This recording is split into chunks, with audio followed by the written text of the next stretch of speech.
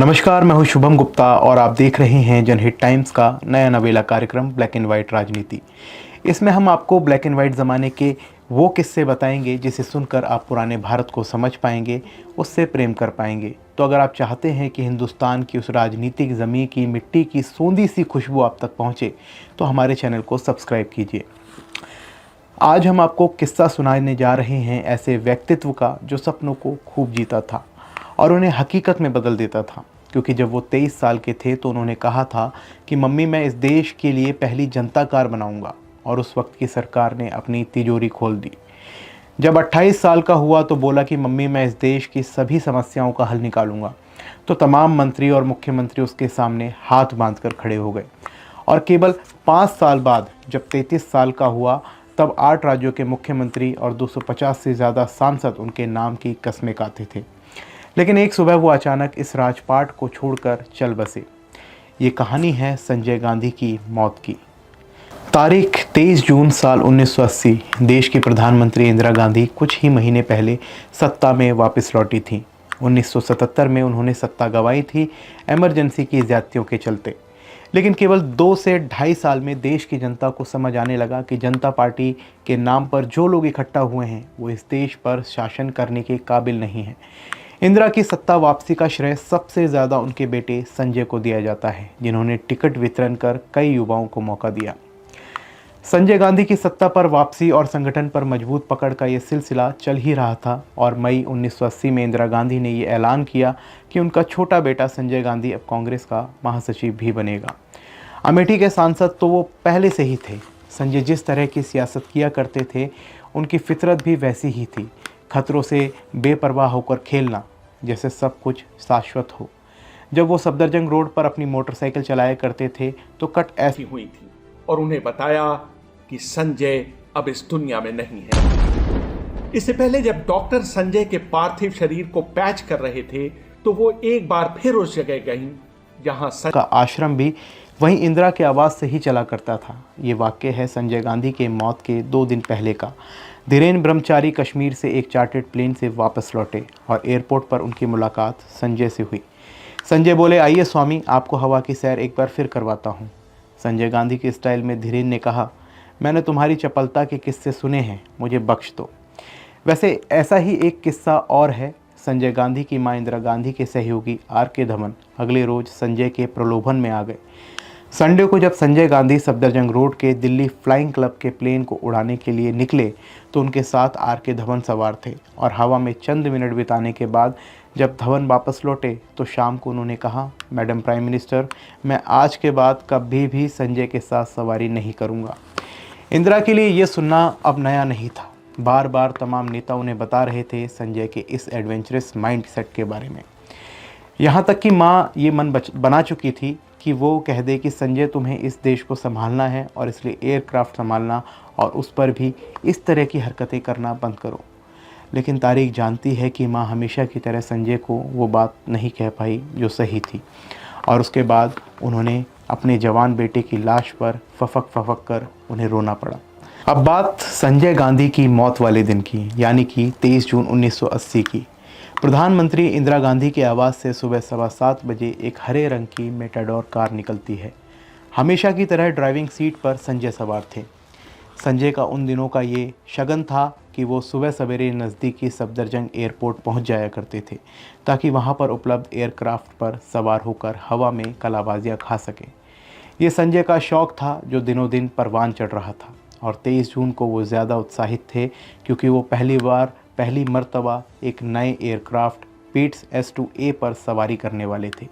ये लाल रंग की एक चिड़िया थी जो अपनी बनावट, अपने हल्के इंजन की वजह से हवा में गोतेबाजी करने के लिए बहुत ज़्यादा नामी थी।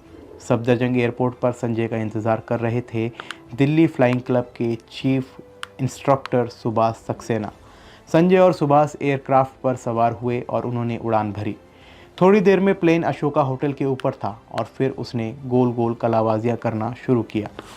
लेकिन कुछ ही मिनट बीतने के बाद जब संजय ठीक अपने बिलिंगडेंट कंसेंट के दफ्तर के ऊपर कलाबाजियाँ खा रहे थे, प्लेन पर उनका नियंत्रण ख़त्म हो गया और कुछ ही मिनटों के बाद एक अजीब सी घबराहट के साथ, जैसे अचानक बीच सड़क पर स्कूटर बंद हो गया हो, प्लेन रुक गया और आवाज़ें करता हुआ नीचे गिर गया।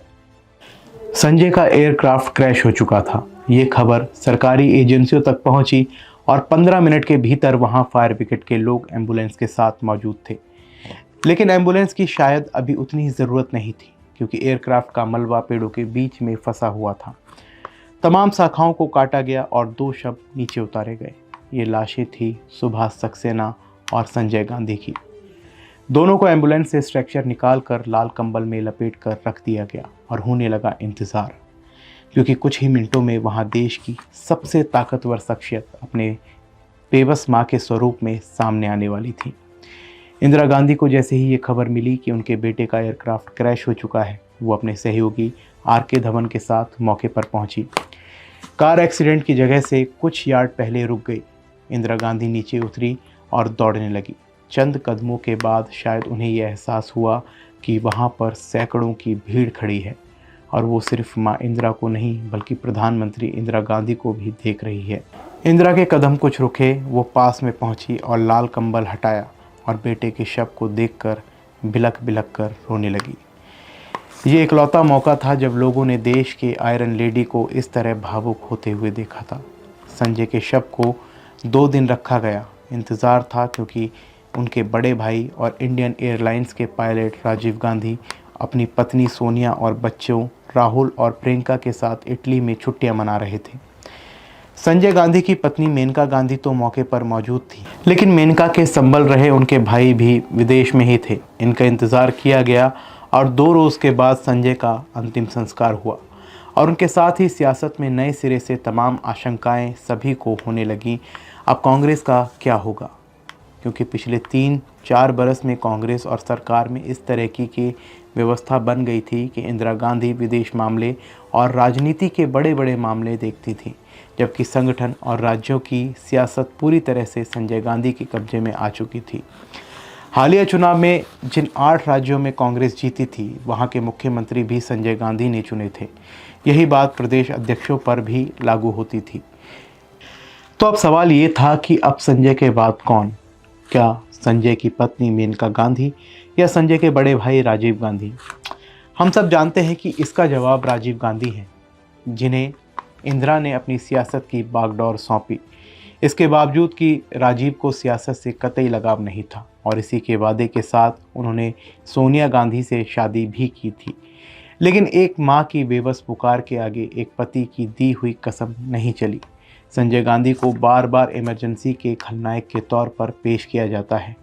कुछ लोग उन्हें यूं भी याद करते हैं कि यदि संजय आज होते तो ये देश कब का अनुशासन के हाईवे पर चलकर तरक्की कर चुका होता, क्योंकि संजय अपनी माँ की तरह समाजवाद की ढपली बजाने में यकीन नहीं करते थे और शायद उनकी पहली लेकिन असफल बानगी जनता के कार प्रोजेक्ट ने देखी, जिसे हम सब मारुति के नाम से जानते हैं। कितना अजीब सा इत्तेफाक है कि संजय जो कार बनाना चाहते थे उसका नाम मारुति था और मारुति भगवान हनुमान का नाम है, जो हवा में उड़ते थे और संजय की मौत हवा में उड़ने के कारण हुई। खैर, आपको कैसा लगा हमारा आज का ये कार्यक्रम, हमें कमेंट सेक्शन में ज़रूर बताइए और ब्लैक एंड वाइट ज़माने की राजनीति को जानने के लिए और उसको समझने के लिए जनहित टाइम्स को सब्सक्राइब कीजिए। धन्यवाद। जय हिंद।